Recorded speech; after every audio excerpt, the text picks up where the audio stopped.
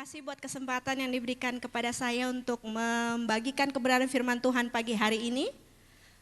Saya punya PowerPoint, mungkin bisa dibantu siapkan dulu. Tadi sudah diperkenalkan ya, nama saya Nancy, saya punya 2 anak. Tinggal dekat sini, di belakang RPH. Mungkin Bapak Ibu kalau kebetulan lewat situ boleh mampir-mampir.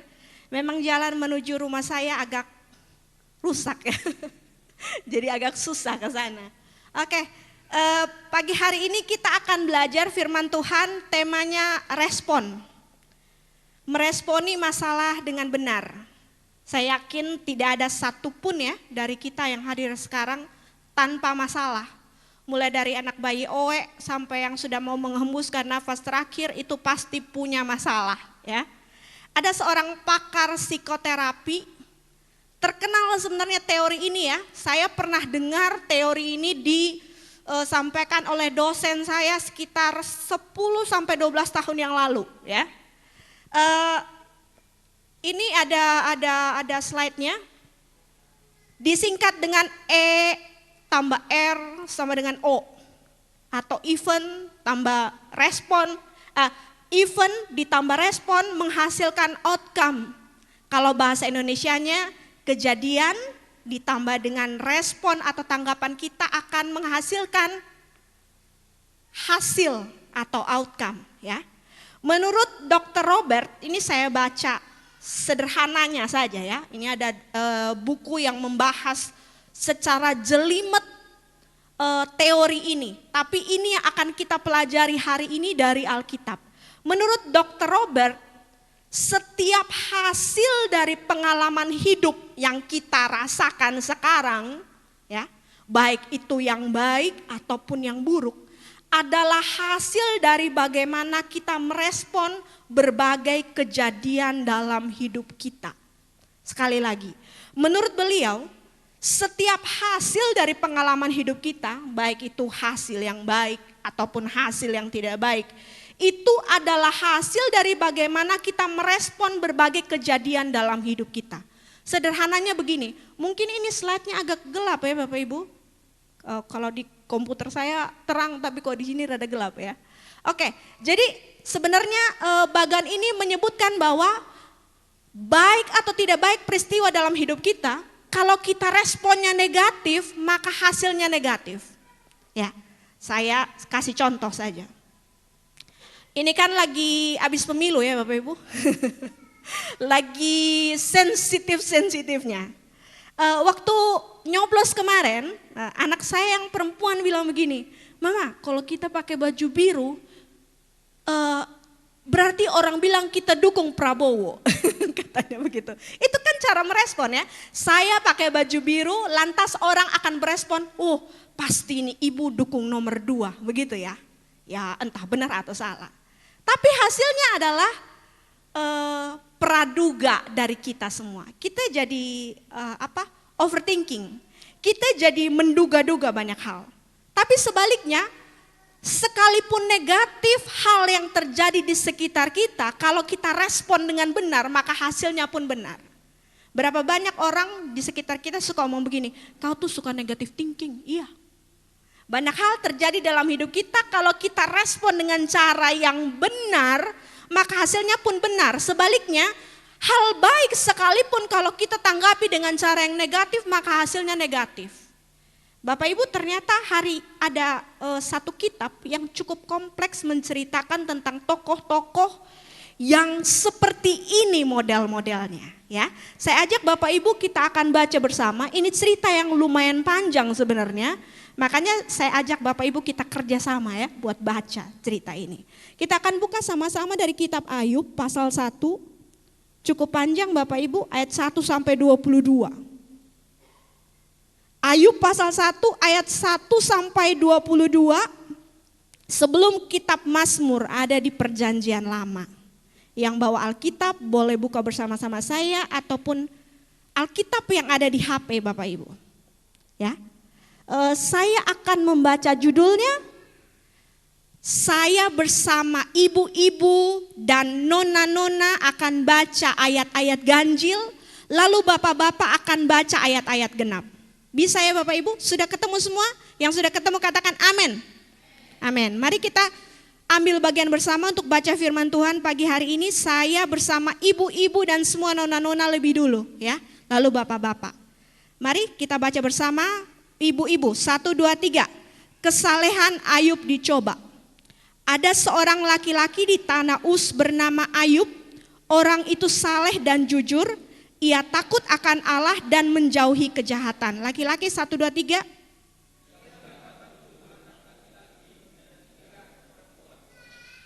Ia memiliki 7.000 ekor kambing domba, 3.000 ekor unta, 500 pasang lembu, 500 keledai betina, dan budak-budak dalam jumlah yang sangat besar, sehingga orang itu adalah yang terkaya dari semua orang di sebelah timur. Bapak-bapak 1, 2, 3.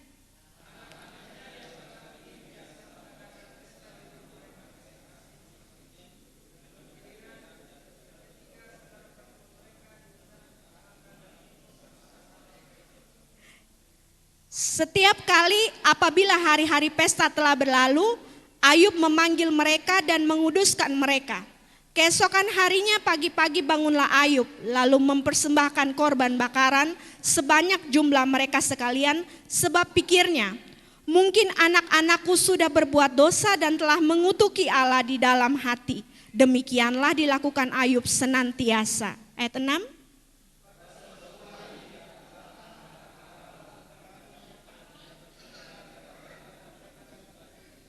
Ayat 7, maka bertanyalah Tuhan kepada iblis, dari mana engkau? Lalu jawab iblis kepada Tuhan, dari perjalanan mengelilingi dan menjelajah bumi.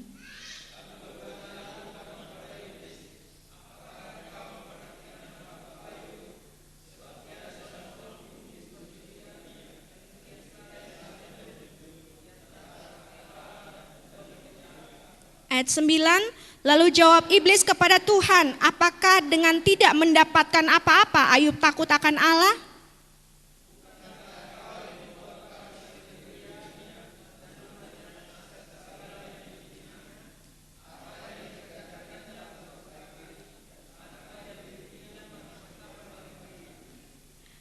Tetapi ulurkanlah tanganmu dan jamahlah segala yang dipunyainya, ia pasti mengutuki engkau di hadapanmu.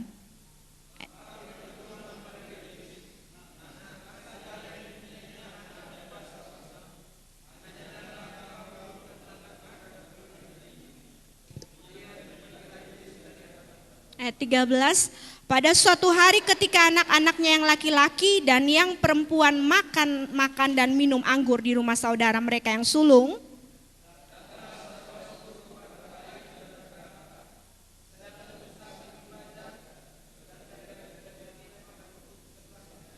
ayat 15, datanglah orang-orang Sheba menyerang dan merampasnya serta memukul penjaganya dengan mata pedang. Hanya aku sendiri yang luput sehingga dapat memberitahukan hal itu kepada Tuan.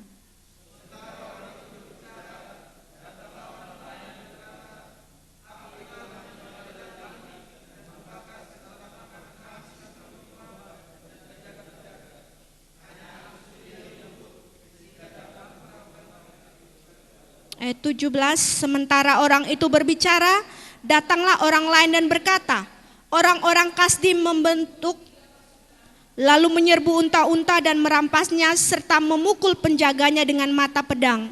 Hanya aku sendiri yang luput sehingga dapat memberitahukan hal itu kepada Tuan.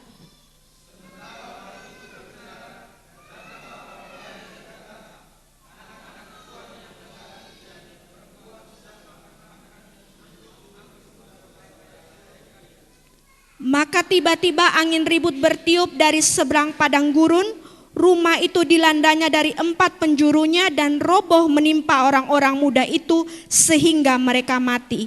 Hanya aku sendiri yang luput sehingga dapat memberitahukan hal itu kepada Tuan.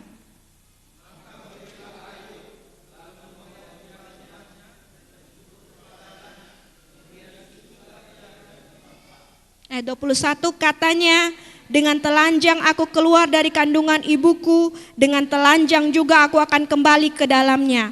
Tuhan yang memberi, Tuhan yang mengambil, terpujilah nama Tuhan. Ayat 22.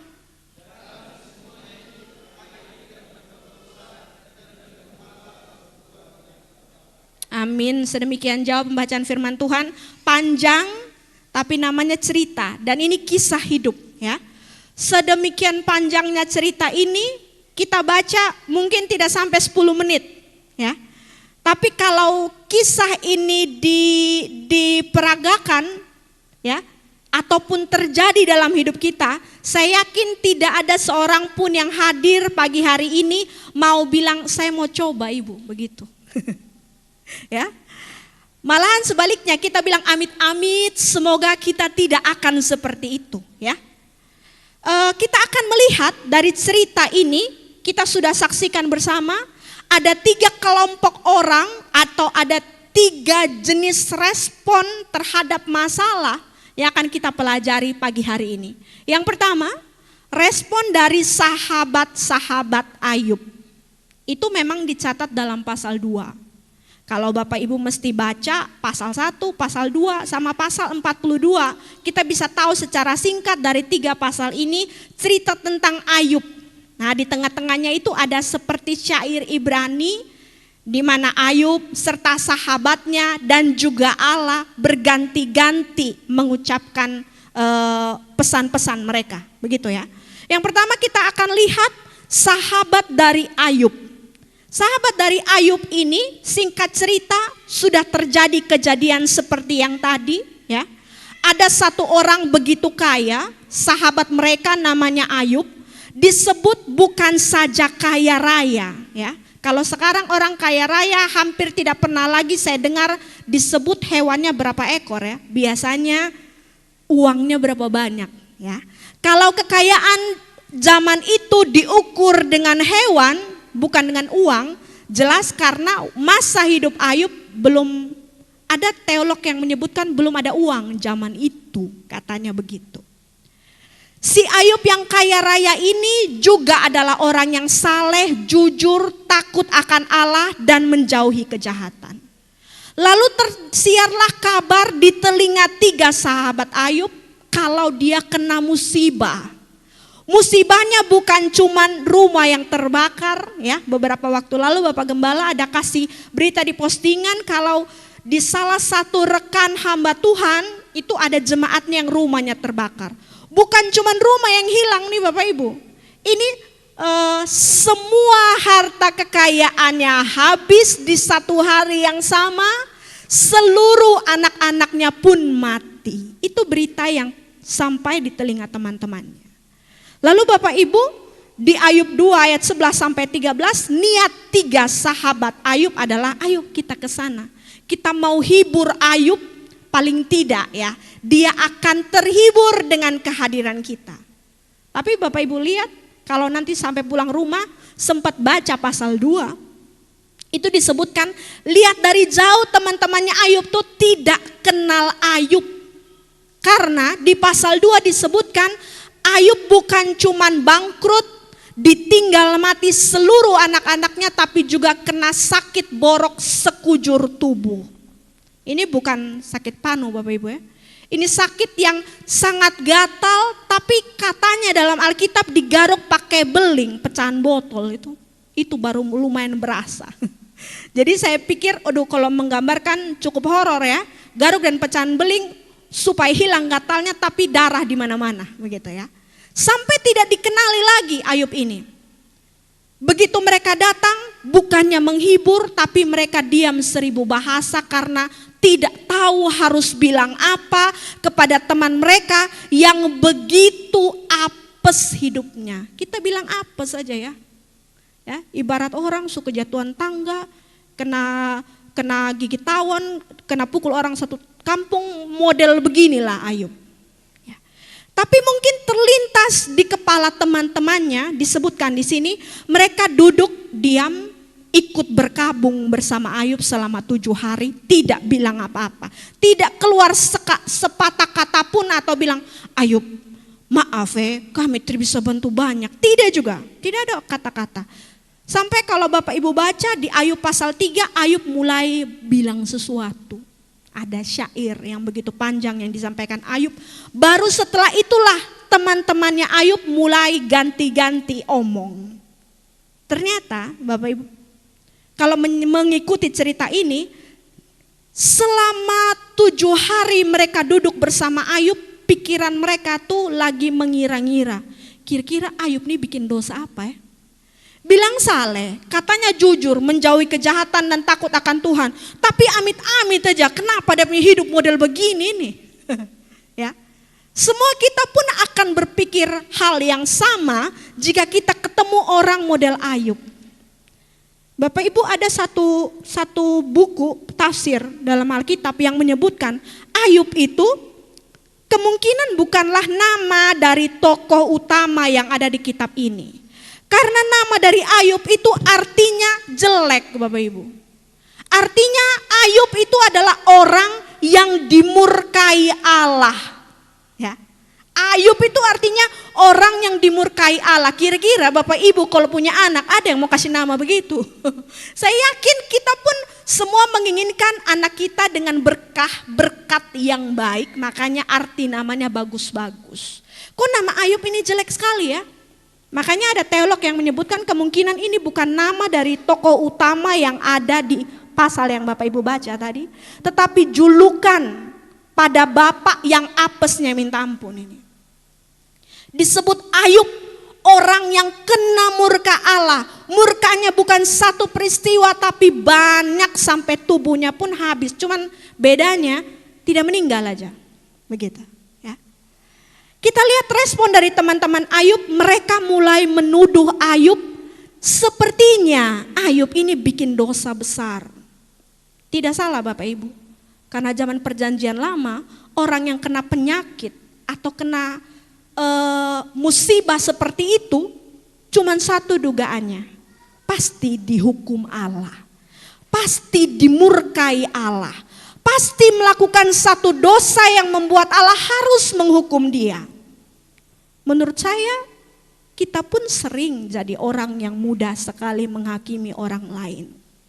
Kalau ada satu peristiwa buruk terjadi dalam hidup teman segereja kita, tetangga, ataupun keluarga, kita akan cepat-cepat berpikir dengan otak kita yang kecil ini, pasti ini gara-gara dia malas ke gereja. Itu yang baik saja model Ayub itu dituduh seperti itu sama teman-temannya ya. Apalagi kita yang model Senin Kamis melayani Tuhan. Ya. Pasti itu karena dia malas kasih perpuluhan. Aduh, saya pernah lihat dulu, saya pernah dengar dia tuh pelit dengan saudaranya.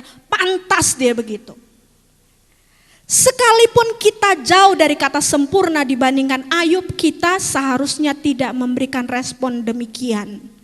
Mulut kita seharusnya tidak lebih cepat berkomentar, menjadi hakim bagi orang sekitar kita. Ya, ada satu filsuf orang Tionghoa bilang, kenapa telinga 2 dan mulut 1? Supaya kita lebih banyak mendengar daripada berbicara. Itu menurutnya. Kita bukan saja menghakimi dengan mulut kita. Beberapa waktu yang lalu, bahkan sebelum kampanye, saya bukan ngomong kampanye, tapi ini salah satu contoh kecil. Di dalam grup-grup yang ada di Facebook di Sumba, kayaknya tidak enak sekali didengar ya. Awal-awalnya kita satu sama lain adalah keluarga, bahkan ada teman, mantan teman sekolah, tetangga, tapi semua jadi bermusuhan dan berkomentar tidak karuan di Facebook. Itulah kita, jempol kita lebih cepat berkomentar. Komentarnya mending yang baik, ini nyakitin dengarnya. Ya. Bukan saja itu, Bapak Ibu mungkin berpikir komentar negatif itu cuma lewat mulut dan jempol kita. Ternyata gestur juga menentukan. Kalau kita lihat teman kita dari ujung kaki sampai ujung kepala, kira-kira apa maksudnya? Positif atau tidak bagus? Negatif pasti maknanya. Wih, kalau kita lirik orang tuh dari atas sampai bawah terus bukan menghadap lagi, pakai ekor mata. Itu juga adalah bentuk penghakiman kita kepada orang lain. Terlepas dari memang demikian keadaannya ataupun tidak, Alkitab mengajarkan kita untuk tidak boleh menjadi hakim bagi orang lain. Ya, seharusnya perkataan kita, tindakan, komentar, dan gestur kita, bahasa tubuh kita haruslah menjadi berkat bagi orang lain, bahkan membangkitkan harapan. Suatu saat di kelas, waktu saya masih kuliah S1, kita bertanya kepada dosen kita begini, Bapak dosen, kalau suatu hari Bapak melayani pemakaman, Bapak tahu kalau yang meninggal itu meninggal karena misalnya ya, karena pakai narkoba, overdosis misalnya.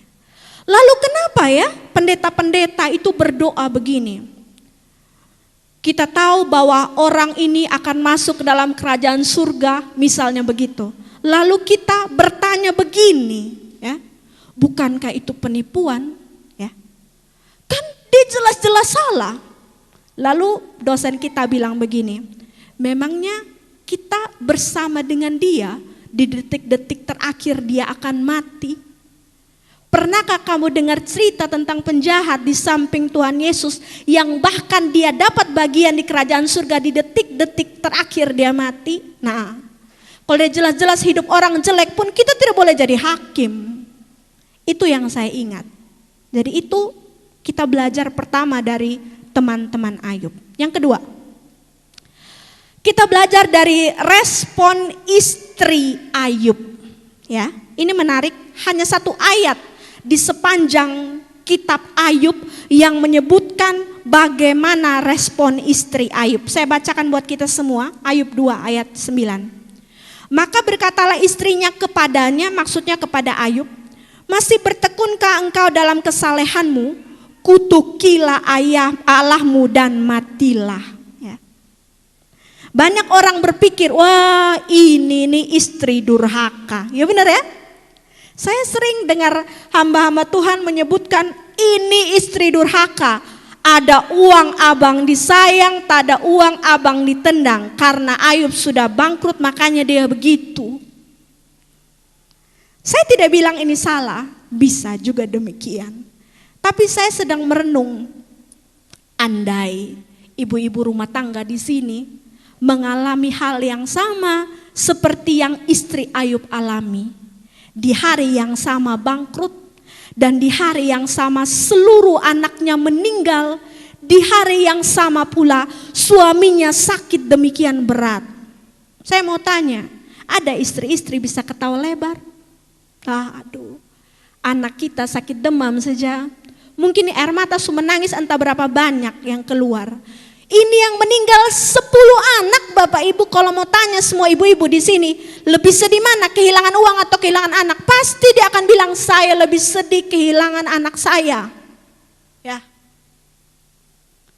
Jadi kita setuju ya, istri Ayub bukan lagi leha-leha, dia pun lagi berduka. Di samping itu dia harus lihat fakta saya punya suami sakit begitu parah. Muncul di dalam otaknya, tiap hari saya lihat suami saya berdoa. Mungkin kalau zaman sekarang dia pelayanannya hebat, tidak pernah dia jahat sama orang lain. Tapi kalau saya bisa bahasakan, kenapa Tuhan tega bikin saya dan suami saya begini? Responnya apa? Putus asa. Putus asa. Kita akan menganggap ini, wah masa sih begitu? Seharusnya jangan putus asa. Bisakah kita sekuat itu? Bapak Ibu, ada satu penelitian setahun yang lalu saya pernah cari di Google. Saya kurang tahu sekarang bagaimana ya. Lembaga survei ini menyebutkan bahwa ada 3 kelompok agama atau kepercayaan, termasuk juga ateisme di dunia ini. Di ranking pertama diduduki oleh orang Kristen dan orang Katolik. Itu digabung jadi satu, itu peringkat pertama. Peringkat kedua orang Muslim seluruh dunia ya Bapak Ibu ya. Yang ketiga adalah ateis. Wow, lebih hebat daripada Hindu dan Buddha ya. Ateis dijelaskan di sini yang kelompok nomor 3 ini adalah orang yang dengan nyata-nyata menyebut di KTP-nya, kartu tanda penduduknya, sebagai orang yang mengingkari adanya Allah. Itu ateis, kelompok nomor 3. Mungkin Bapak Ibu akan bilang, puji Tuhan saya bukan ateis. Tapi ada satu teori menyebutkan bahwa itu ateis dogmatis. Nyata-nyata dia bilang, dia menyangkali bahwa Tuhan itu tidak ada. Tetapi pernahkah kita merasa kecewa? Saat ada masalah hidup terjadi, kita berhenti berdoa. Saat tantangan hidup ada, sudah, terus omong-omong namanya pelayanan, berhenti sudah. Atau saat tantangan hidup, sakit penyakit yang kita gumuli selama ini tidak pernah sembuh, kita bilang ayo berhenti omong Tuhan, Tuhan. Bukankah kita penganut ateis praktis? Di KTP kita memang Kristen, tetapi kita sesungguhnya mengingkari Tuhan dan kemahakuasaannya. Makanya tidak heran ada ungkapan banyak orang Kristen jadi Kristen Paskah dan Kristen Natal ya. Kalau ke gereja, gereja akan penuh sampai tidak muat saat Paskah dan Natal saja. Bukankah kita juga penganut ateis praktis yang berpikir bahwa ini hanya ritual saja. Tuhan tidak sungguh-sungguh saya butuhkan. Tanpa Tuhan pun saya masih bisa sendiri. Atau yang seperti istri Ayub, sungguh-sungguh kecewa, merasa bahwa apa yang sudah dia upayakan selama ini tak sebanding dengan apa yang dia dapat. Tuhan tidak adil, itu pikirnya. Jadi putus asa. Ya. Tidak masalah, kita juga manusia. Tetapi ada satu lagu mengingatkan saya, ya. Bahkan seluruh pengabdianku tak bisa membalas kesetiaanmu, sungguh mulia, dan seterusnya. Ya. Pernahkah kita berpikir kalau bicara soal keadilan Allah, kita seringkali timbang-timbang begini ya, Tuhan saya sudah melayani Tuhan puluhan tahun ya, tapi kenapa yang Tuhan balas begini? Kalau kita bisa hitung-hitung Bapak Ibu, kita mengabdi kepada Tuhan seumur hidup pun kita sebenarnya tidak pernah sanggup membalas kebaikan Tuhan. Ya. Seharusnya kita tidak kecewa, tidak menjadi putus asa. Apalagi yang marak beberapa waktu yang lalu sampai gantung diri. Ya. Sampai gantung diri. Yang terakhir, ini mungkin respon yang harus kita miliki sebagai orang Kristen. Respon dari Ayub. Banyak sekali ayat di dalam kitab ini menyebutkan bagaimana Ayub berespon terhadap masalah yang ia alami, dan saya percaya kita semua setuju bilang ini masalah yang sangat besar. Kita diizinkan Tuhan untuk melewati corona kemarin, tetapi saya belum pernah menyaksikan dengan mata kepala sendiri atau mendengar dengan telinga saya ada orang yang pergumulan hidupnya persis kayak Ayub. Kalau Bapak Ibu mungkin mendengar ya puji Tuhan. Tapi kita pun kalau diizinkan seperti Ayub, saya yakin tidak akan mampu. Ya. Kita akan lihat bagaimana respon Ayub terhadap apa yang ia alami. Ada 3 ayat yang saya ambil di sini. Ayat pertama, Ayub 1 ayat 21, saya bacakan lagi. Katanya, dengan telanjang aku keluar dari kandungan ibuku, dengan telanjang juga aku akan kembali ke dalamnya. Tuhan yang memberi, Tuhan yang mengambil, terpujilah nama Tuhan. Satu kalimat yang menyatakan respon luar biasa dari Ayub yang di posisi ini sudah tidak punya apa-apa. Dia bilang, dengan telanjang aku keluar dari kandungan ibuku, dengan telanjang aku akan kembali ke dalamnya. Tuhan yang memberi, Tuhan yang mengambil, terpujilah nama Tuhan. Kita perlu diingatkan, perlu ingat selalu bahwa apapun yang ada dalam hidup kita sekarang itu titipan dan milik Tuhan. Anak, istri, suami, kekayaan, pangkat, jabatan, kesehatan, kecantikan, kegantengan, kekuatan, semua titipan. Supaya kita tidak jadi kecewa pada Tuhan saat itu diambil. Ya. Banyak orang, saya pernah dengar ada satu kesaksian hamba Tuhan, orang tua dari teman saya berhenti jadi gembala jemaat karena anaknya yang dia sayang meninggal. Siapa sih yang tidak kehilangan punya anak? Tetapi waktu kita tidak sadar bahwa semua itu titipan, kita akan merasa Tuhan itu merampas sesuatu yang jadi milik kita. Padahal kita lupa itu tuh milik Tuhan. Seperti bayi yang datang telanjang pulang pun juga tidak bawa apa-apa. Memang Bapak Ibu akan bilang, wah pakai jas, pakai baju bagus waktu meninggal, iya. Tapi kira-kira itu baju masih oke kok kalau sampai di surga. Kita tidak bawa apa-apa. Itulah yang membuat Ayub tetap survive, tetap teguh ya.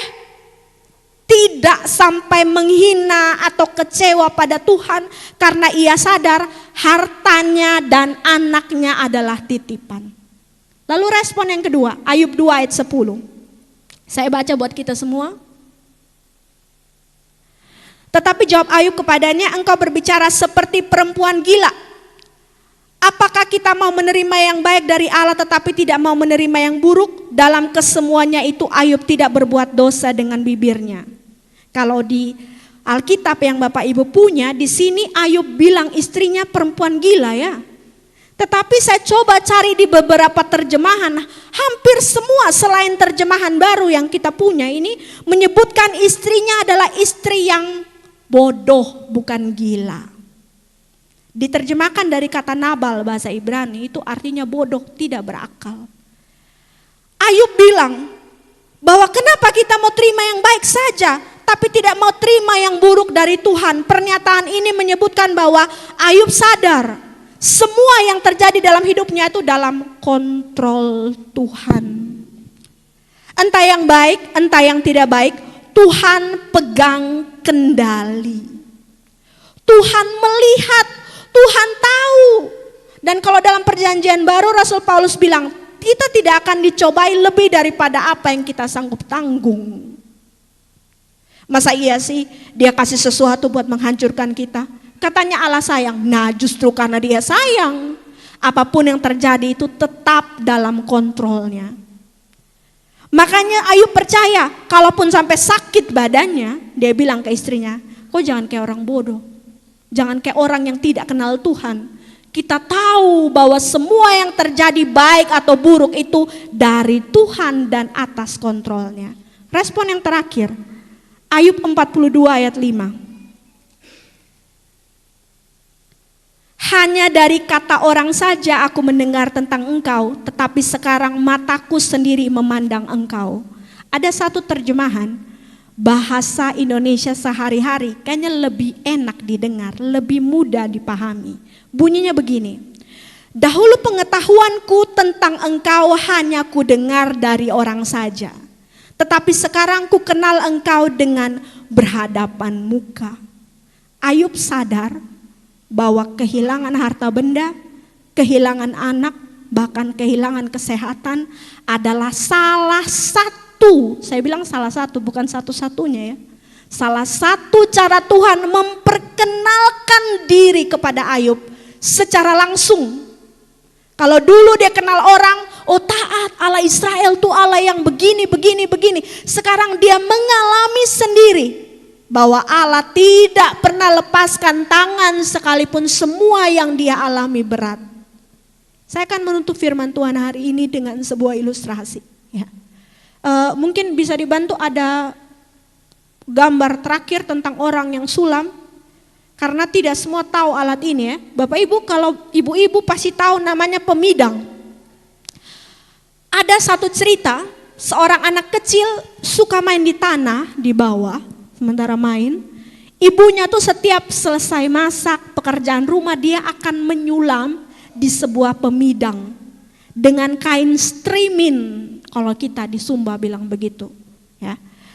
Anak ini lihat dari bawah, kok ini benang kusut semua. Saya punya mama ada buat apa, tiap hari dia duduk habis masak, itu yang dia buat. Kok ini benang kusut semua, dia tanya, mama ini kerja apa? Tidak, mama ini ada menyulam. Gambar sekali, bagus nanti gambarnya yang mama akan buat. Dan kita akan pajang gambar ini di ruang tamu. Tapi ini anak tetap bilang, gambar model apa? Ini ya, ibu yang bikin dengan pemidang. Gambar apa? Dari bawah saya lihat benang kusut semua. Ya. Suatu hari saat hasil sulaman dari pemidang itu jadi, ibunya tunjukkan ke anaknya, bukan dari bawah, tapi sejajar pandangannya dengan dia. Makanya dia bisa lihat, oh ternyata kalau saya lihat dari bawah tuh benang kusut. Ternyata kalau lihat dari atas, ini bagus sekali sulamannya. Bapak Ibu pernah melihat, pernah merasa bahwa kadangkala kita melihat dengan mata manusia kita sehingga semua masalah kita tampaknya kayak benang kusut. Saya belum paham Tuhan izinkan ini terjadi buat apa. Tetapi seperti pelangi habis hujan kita akan paham. Setelah semua itu terjadi kita akan tahu, oh ternyata kayak Ayub bilang, dahulu dari kata orang saya kenal engkau sekarang. Saya kenal engkau muka dengan muka. Saya tahu ternyata rencana Tuhan indah lewat ini semua. Seharusnya kita pun jadi begitu. Seberat apapun masalah yang Bapak Ibu alami, ingat jangan pernah kecewa terhadap Tuhan. Jangan pernah hilang harapan. Berat, oke, cari teman dalam gereja yang bisa membantu dan mendoakan. Kalaupun kita yang mendengar kira-kira tidak tahu solusinya, ingat ya, jangan beri respon yang negatif. Kalaupun tidak bisa bilang apa-apa, doakan saja. Kita percaya Tuhan mampukan kita lewati semuanya. Amin buat firman Tuhan.